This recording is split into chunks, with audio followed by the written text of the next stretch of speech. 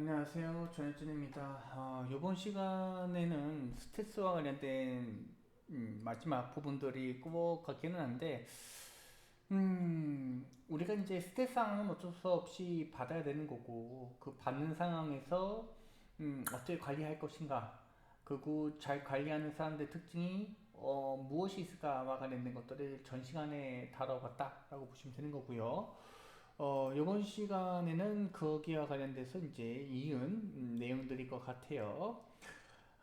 그래서 이제 첫 번째 우리가 응급구조사로서 활동을 할 때 스트레스 부분들을 어떻게 해결할 것인가에 대한 내용들인데, 동료, 인적 네트워크를 조금 사용해야 되겠다라는 내용들이 여기에 있습니다. 그래서 위기 사건, 스트레스 관리 방법이라고 설명을 해주고 있고요. 뭐 위기 관리라는 말도 많이 쓰고 있죠, 그죠? 그래서 보시게 되면 스트레스로 인한 유해한 영향 감소로 빠른 회복을 유도할 수 있겠다. 그러니까 스트레스로 지금 이 사람이 제대로 업무를 못 한다거나 그런 거를 조금 감소시킬 수 있겠다라고 보면 되는 거고요.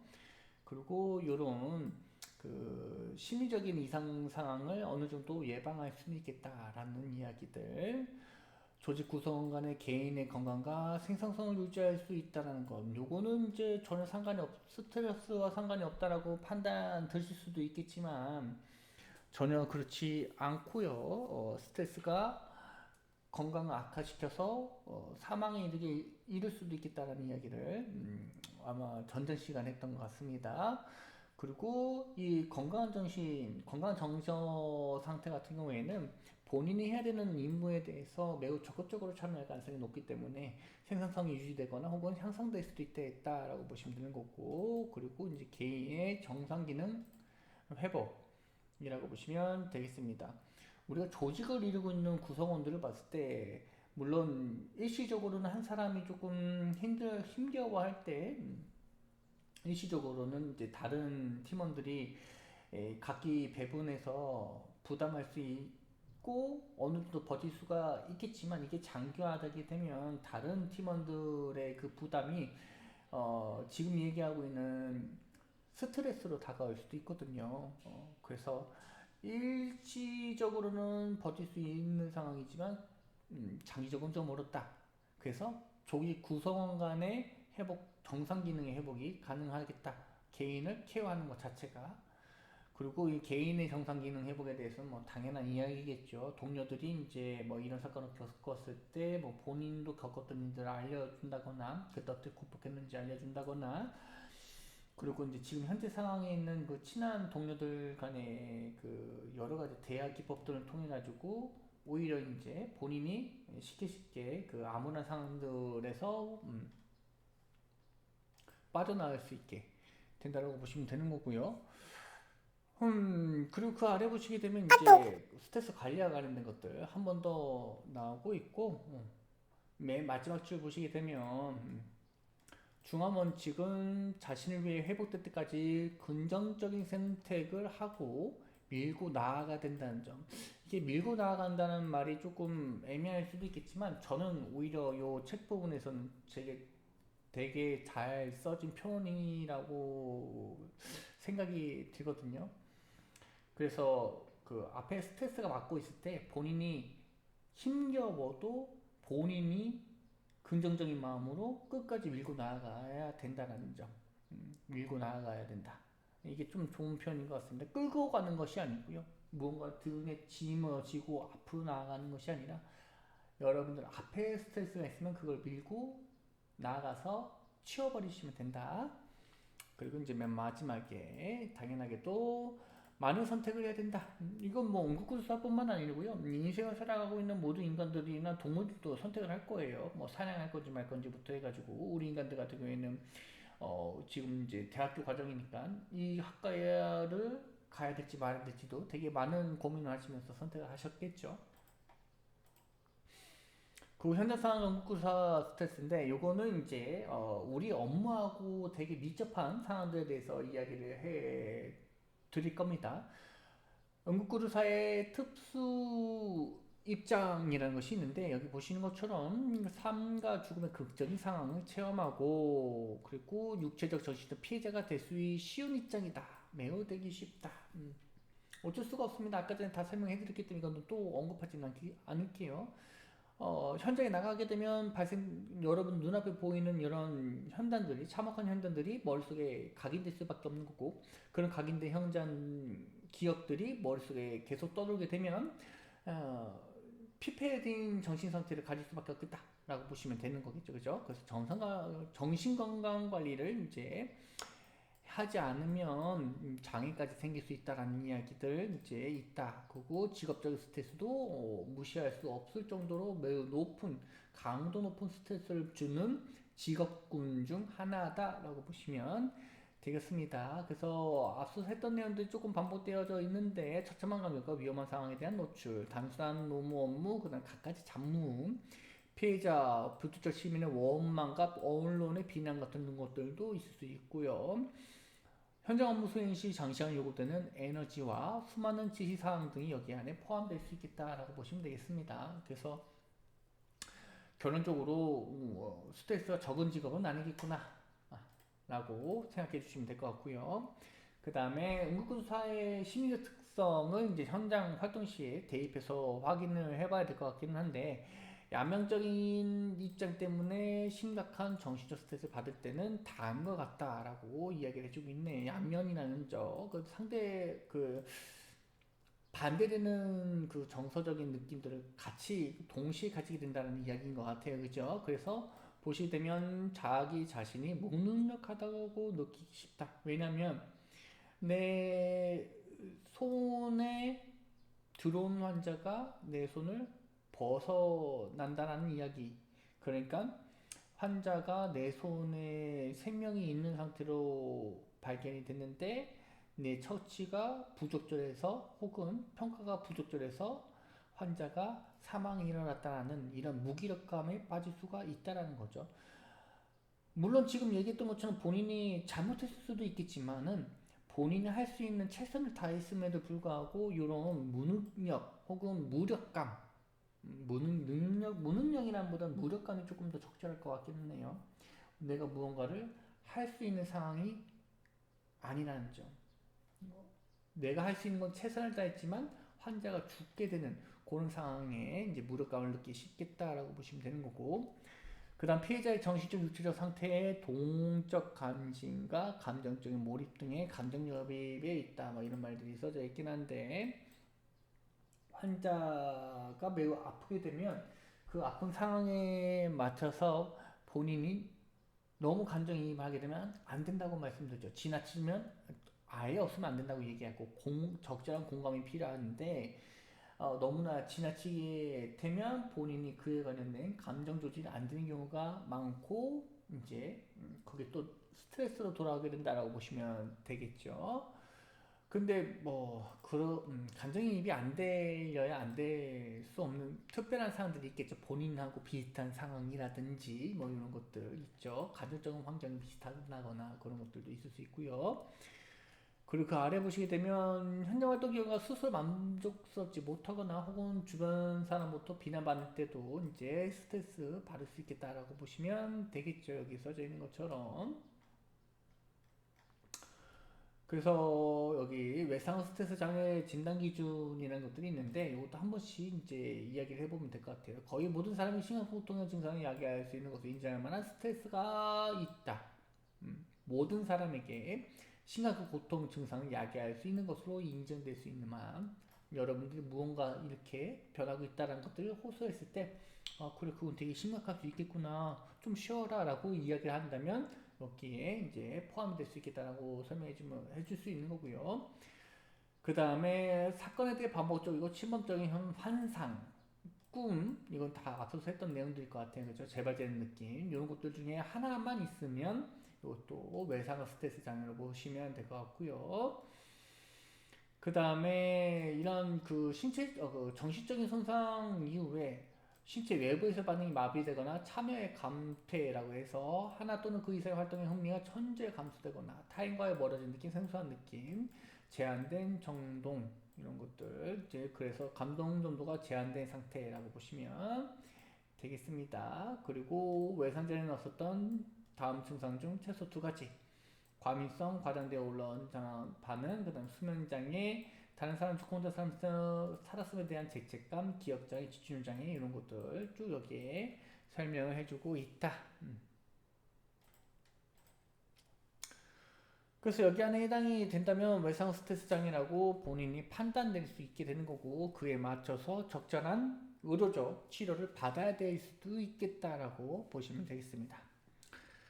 그 다음에 보실 것이 위기상황 스트레스인데요. 위기상황 스트레스 혹은 뭐 위기상황 스트레스 관리네요, 그죠? 그렇게 보시면 되겠다. 제가 다른 게 생각났었는데 또 까먹어서. 그리고 그 아래쪽에 있는 거는 재난 관련된 내용들이에요. 재난 관련된. 그리고 그 아래쪽에 있는 것들은 이제 피해자들에 대한 관심도가 높아지지만 실질적으로 그 현장에서 환자를 구하기 위해 활동했던 분들에 대한 관심도는 생각보다 떨어지더라. 그리고 이 사람들이 겪는 것들이 위기상황 스트레스다라고 이야기를 해주고 있습니다. 그러면 이 위기상황 스트레스 때 관리할 수 있는 무언가의 지침이 필요하겠다라고 보시면 되겠죠.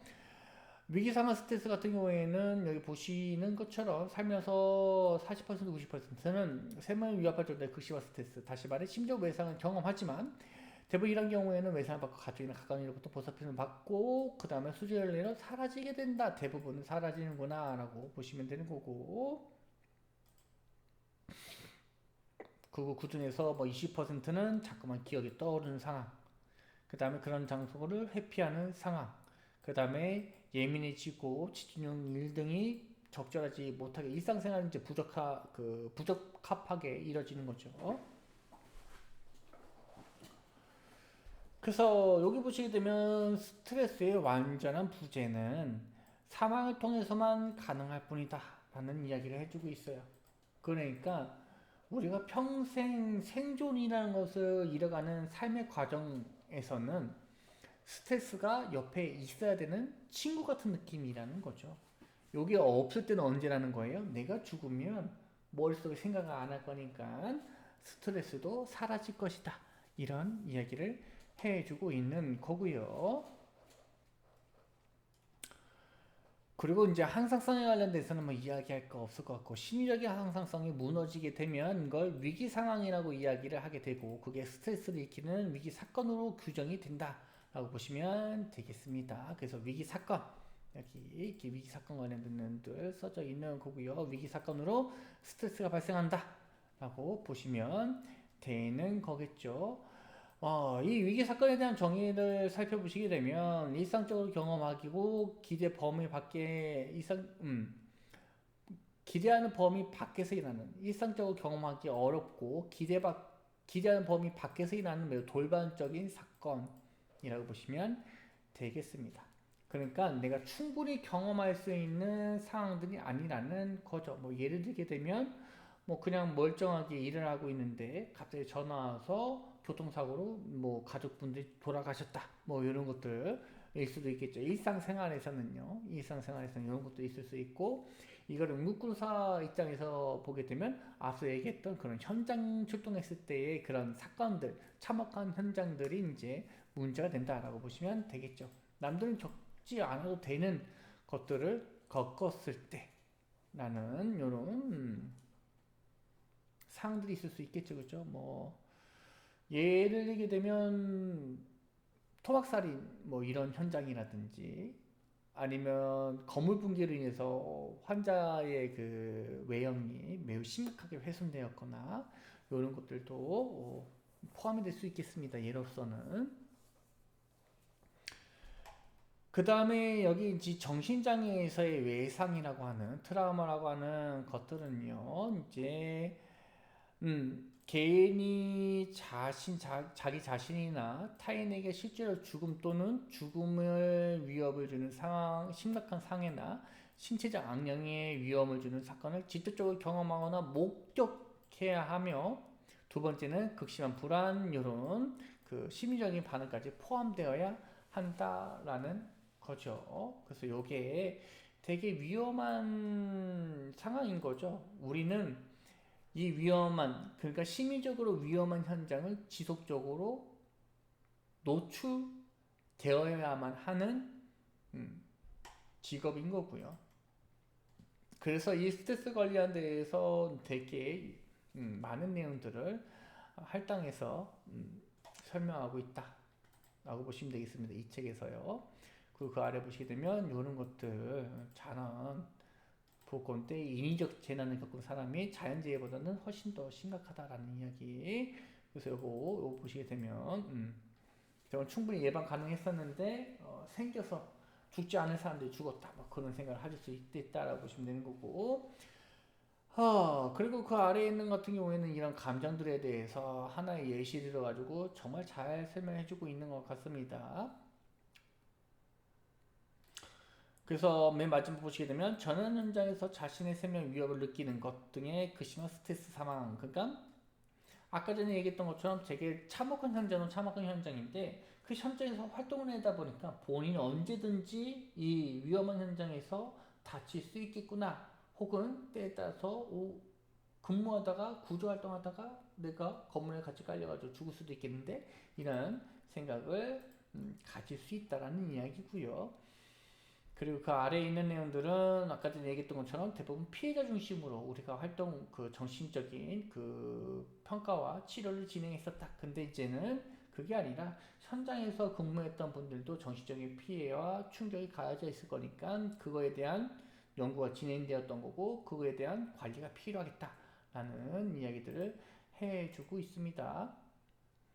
그리고 그 아래쪽에서는 뭐 동정심을이나 피로 뭐 이런 식으로 이야기했지만 여기에서는 지금 뭐 2차적 외산 충격 이런 식으로 이야기를 해주고 있고 호주 뭐 이런 산불 작업 이런 거에 대해서 다시 한번 예시를 잘 설명해주고 있으니까 한 번쯤은 읽어봐 주시면 되겠습니다. 우리가 이제 몇 가지를 볼 건데, 첫 번째, 우리 그 정신건강 쪽으로 문제가 되는 것들, 동일시입니다. 그 다친 사람 혹은 그 피해자의 유가족이 될 수도 있습니다. 피해자하고 동일시할 수도 있겠지만요, 유가족하고도 동일시할 수도 있습니다. 그래서 다른 사람을 자신과 비슷한 사람을 인식하면서 감정이 결부된 과정으로 희생자의 시체를 통해 가족이나 자신이 느끼는 것과 비슷한 감정을 경험함으로 이것을 고통으로 느끼게 된다라고 보시면 되겠습니다. 그리고 이제 죄책감 같은 것들 당연한 이야기들이긴 한데 본인의 의무가 환자를 살리는 건데 환자를 살린 걸 못했을 경우에 대한 무력감과 함께 죄책감 같은 것들이 올 수도 있고요. 특히 재난 같은 경우에는 우리가 중증도 분류를 하게 되는데 중증도 분류에서는 어, 약간 일상생활에서 하고 있는 환자 분류하고는 조금 다른 점이 있습니다. 그러니까 우리가 일상생활에서 심장지휘 환자라고 하게 된다면 적극적인 처치를 통해 가지고 환자를 살리고자 하는 여러 가지 그 조치들이 들어가게 되는데 재난에서는 목격되지 않은 심전지 환자가 아무런 조치를 받지 않고 그냥 바로 사망 환자, 지연 환자로 된다라는 겁니다. 여기에서 오는 이제 죄책감 혹은 부담감들이 오게 되는 거죠. 환자에게 평가를 했더니만 환자 호흡 없고 맥박 없고 뭐 이런 상황이 나와서 지연 환자를 놓고 다른 환자에 대해 평가를 내리게 되는데 그러면 그 뒤쪽에 내가 지연 환자로 만든 이 신전지 환자가 실제적으로 신전지 환자였을까라는 이런 그 본인의 자기 확신도 흔들리게 되면서 그에 대한 스트레스도 매우 크게 받을 수 있겠다라고 보시면 되겠습니다. 그래서 여기 있는 내용들도 한번 읽어보시면 될 것 같고 아니면 뭐 죄책감이라는 거는 누구나 이 단어만으로 유추할 수 있는 여러 가지 상황들이 있으니까 그걸 떠올려 주셔도 괜찮겠다. 그리고 이제 공포감이 있는데 이 공포감은 여러 가지들이 섞여서 오게 됩니다. 아까 전에 얘기했던 이 환자가 만약에 실제로 지연 환자가 아닌 생존 가능성이 있던 환자였다면 내가 중증도 분류를 잘못한 게 아닐까라는 이런 공포감, 불안감이 올 수도 있고요. 그리고 아까 전에 얘기했던 것처럼 본인이 위험한 현장에 있기 때문에 그 위험한 현장에서 뭐 내가 잘못되진 않을까라는 이런 개인적인 불안감들도 있을 수 있고요. 그 불안감들이 이제 공포감으로 극대화될 수 있겠다라고 보시면 되는 거고, 그 다음에 피로감인데 이 피로는 신체적인 피로도 있고요, 정신적인 피로도 있습니다. 앞서 얘기했던 것처럼 너무나 피폐해질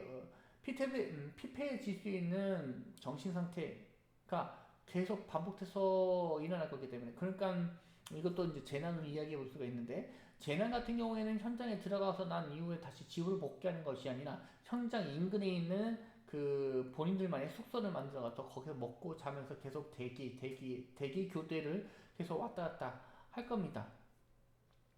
그렇기 때문에 현장에서 벗어나지 않는 상황이라는 것 자체가 되게 스트레스 상황일 수도 있고요. 그리고 이게 신체적으로 매우 고된 작업일 수밖에 없기 때문에, 구조나 아니면은 환자를 치료하는 과정이 의료기관에서 하는 것처럼 그렇게 수월하진 않을 겁니다. 그러다 보니까 피로도가 매우 쌓일 수밖에 없다는 점. 그래서 정신적으로도 되게 피폐해져 있고 신체적으로도 되게 피폐해져 있는 상태가 될 것이다. 극도의 피로 상태가 될 수 있겠다라고 보시면 될 것 같고요. 그와 관련된 내용들, 피로가 왜 문제가 되는지에 관련된 것들이 이제 여기에 설명을 해주고 있는 거고요. 그리고 다양한 신체 반응들에 대해서 설명을 해주고 있습니다. 신체 반응 같은 경우에는 여러 가지 것들이 나타날 수가 있는데, 우리가 알고 있는 뭐 가쁜 호흡이라든지 빠른 맥이라든지 아니면 뭐 두통이라든지 여기 써져 있는 것처럼 이상한 환각이나 환시 같은 것들이 나타날 수 있고요. 그리고 이제 뭐 안무 같은 것들이야 뭐 기본적으로 우리가 다 알고 있는 것들이니까 그런 것들이 이제 나타날 수 있다. 정신적인 것들이 신체적으로 발현되는 과정일 수도 있겠다라고 보시면 될 것 같고, 그러면 이럴 때 우리가 어떻게 해야 되는가에 관련된 내용들을 조금 보실까 하는데, 우리나라에서는 이와 관련된 것들이 매우 초보적인 단계라고 설명해주고 있죠. 그래서 예전에는 아예 없었지만 그래도 지금 우리가 좀 나아진 점은, 이제 심리상담사가 센터를 돌면서 구급대원이나 구조대원분들이나 이제 그 화재 진압분들을 각각 역할에 맞춰서 상담을 진행해 주고 있다라는 것 자체가 우선 나아졌다라고 보실 수가 있겠습니다. 그래서 미국 같은 경우는 이제 우리가 어떻게 할 거냐면, 여기 써져 있는 것처럼 스트레스에 대해 각자의 경험을 털어놓는 이야기 방식을 따르고 있다. 그 절대 상담 형식은 아니다. 우리는 아직 상담 형식이지만 요분들은 이제 어떻게 할 거냐면은, 이제 본인들이 지금 스트레스 받는 사람들, 뭐 본인과 똑같은 구급대원들이겠죠. 다 구급대원들이에요. 구급대원 다 있고 그 가운데 진행자가 한 명 있는 거예요. 그래서 뭐 이렇게 와가지고 서로 이야기해주고, 그다음 뭐 새로 오신 분들 뭐 때문에 새로 왔다, 어느 곳에서 새로 왔다 이렇게 이야기해주고, 그다음에 본인들의 겪었던 문제점들이라든지 지금의 상황에 대해서 정말 적나라하게 이야기를 해준 겁니다. 왜냐면 같은 일을 겪었던 사람들이기 때문에 공감을 훨씬 더 쉽게 해줄 수 있기 때문인 거죠. 그래서 여기 부분에서는 공감이 중요할 수 있겠습니다. 물론 현장에서도 중요하겠지만 거기서 말하는 공감은 적절한 공감이 되겠죠. 여기서도 뭐 적절한 공감이 필요할 수도 있겠지만 과한 공감을 하셔도 크게 상관이 없습니다. 그래가지고 과한 공감을 통해 가지고 이제 감정적인 표현을 하는 거죠. 그냥 아무런 감정 표현을 못했던 사람이 이런저런 얘기를 하다가 저 사람도 울고 나도 울고 여기 있는 사람들 다 울면서 감정을 표현하기 시작하게 된다면, 제한된 정동 기억나시나요? 위에서 했던 거 제한된 정동, 감정 표현을 아예 하지 못하게 된 상태였는데 감정 표현을 하기 시작했다는 소리 자체가 어느 정도 회복의 길로 들어섰다는 것으로 판단될 수 있기 때문에 격한 공감이 필요할 수도 있습니다. 때에 따라서는 서로 울면서. 그리고 그 아래에 있는 것들은 이제 실질적으로 위험한 현장에서 활동하고 있는 모든 사람들에게서는 이런 그 스트레스 관리 방법이 매우 적극적으로 도입되어야 되고 적극적으로 활용되어야 한다라는 이야기들을 해주고 있는 거고요. 그리고 그 아래에 있는 뭐 영속된 외상 사건에 대한 토론, 뭐 정의, 아까 전에 토론 얘기를 했었죠. 그 상담 형식보다는 오히려 그 겪었던 사람들 간에 그런 자유롭게 이루어지는 토론이 훨씬 더 좋겠다라고 보시면 되는 거고, 그리고 뭐 전문가 의뢰하는 건 아까 전에도 잠깐 방금 전에 이제 이야기를 했던 것 같고요. 그 다음에 그러면 이제 그 위계관리 스트레스 관리법은 이제 어떻게 진행이 되는가 이런 것들이 이제 1번부터 7번까지 7단계로 나눠져 있다라고 이야기를 해주고 있습니다. 7단 같은 경우에는 도입, 사실, 사고, 반응, 증상, 교육, 종교 단글로 구성이 되어져 있고 이 부분에 대해서는 다음 시간에 이어서 진행하도록 하겠습니다.